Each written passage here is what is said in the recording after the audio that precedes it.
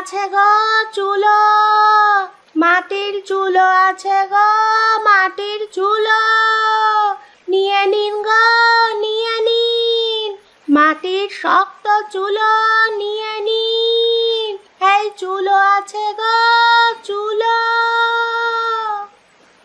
কই গো গিন্নি, কোথায় গেলে? এই জলদি করে এখানে একটু আসো তো, তোমার সাথে যে আমার খুব জরুরি কথা আছে।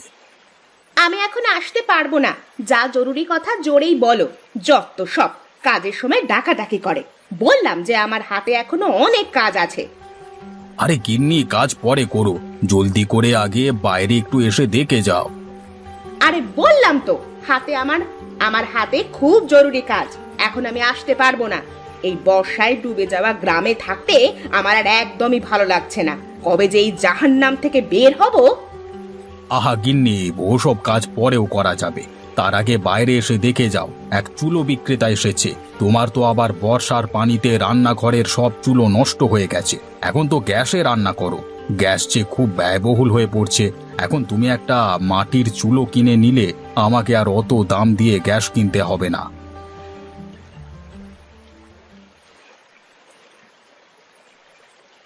ওই দেখো, এক মহিলা বর্ষার পানিতে হেঁটে হেঁটে মাটির চুলো বিক্রি করছে। তুমি এক্ষুনি একটা চুলো কিনে রাখো, বলা তো যায় না কখন আবার তোমার ওই গ্যাস শেষ হয়ে যায়। হ্যাঁ হ্যাঁ, আমাকে তো এখন গ্রামে মাটির চুলোতেই রান্না করতে হবে। কত করে বললাম এই বর্ষার সময়টা চলো শহরে থেকে আসি, তা না, এখন সে আমাকে এই বর্ষার ভেতরে মাটির চুলো দিয়ে রান্না করাবে। যত সব। আহা গিন্নি, রাগ করো না, কখন কি হয়ে যায় তা তো বলা যায় না, তাই তো তোমাকে একটা মাটির চুলো কিনে দিচ্ছি। তাহলে ডাক দিচ্ছি তাকে। এই যে, এইদিকে আসুন, আমাদের একটি চুলো লাগবে। এই তো আসছি বাবু, একটু অপেক্ষা করুন। একটা মাটির চুলোর দাম যেন কত বলছিলেন? এই চুলো আমি 100 টাকা করে বিক্রি করি, আপনি আমাকে 10 টাকা কম দিয়েন সাহেব। আচ্ছা ঠিক আছে গিন্নি, তুমি একটা মাটির চুলো নিয়ে রাখো, আমি তাকে টাকা দিচ্ছি।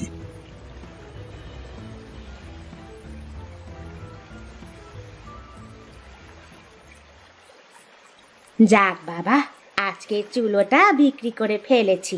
এবার এই টাকা নিয়ে এখনই বাড়ি যাই। এভাবে প্রতিদিন আমি একটা দুটো করে চুলো বিক্রি করতে পারলে খুব ভালো হবে। বর্ষার দিনে সবাই তো আর বাইরে ঘরে রান্না করতে পারে না। হঠাৎ করে গ্রামে যে কি হলো, চারিদিকে বন্যার পানিতে একেবারে তলিয়ে যাচ্ছে। সে যাই হোক, এখন থেকে আমাকে আরো বেশি বেশি চুলো বানাতে হবে। এরপরে যাদের বাড়ি রান্নাঘর ডুবে গেছে তাদের কাছে গিয়ে বিক্রি করতে হবে।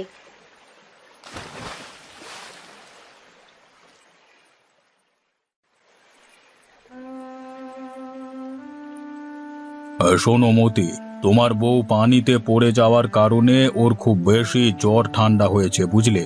ওকে কটা দিন একটু বিশ্রাম নিতে হবে। এই সময় ওকে দিয়ে কোনো কাজ করানো যাবে না। আর হ্যাঁ, সময় মতো ওর খাওয়া দাওয়ার দিকেও খেয়াল রাখতে হবে, নইলে এই ঠান্ডা কিন্তু আরো বেড়ে যাবে। আগে ডাক্তার মশাই, ঠিক আছে, আপনি যা যা বলেছেন আমি তাই তাই করব। যেভাবেই হোক আমার বউটাকে দ্রুত সুস্থ করে ফেলবো। বর্ষার কারণে আমার কোনো কাজ নেই। এই বউ আমার বুদ্ধি করে চুলো বানিয়ে বিক্রি করবার বুদ্ধিটা বের করেছে। এখনো চুলো বিক্রি না করলে যে আমাদের সংসার আর চলবে না।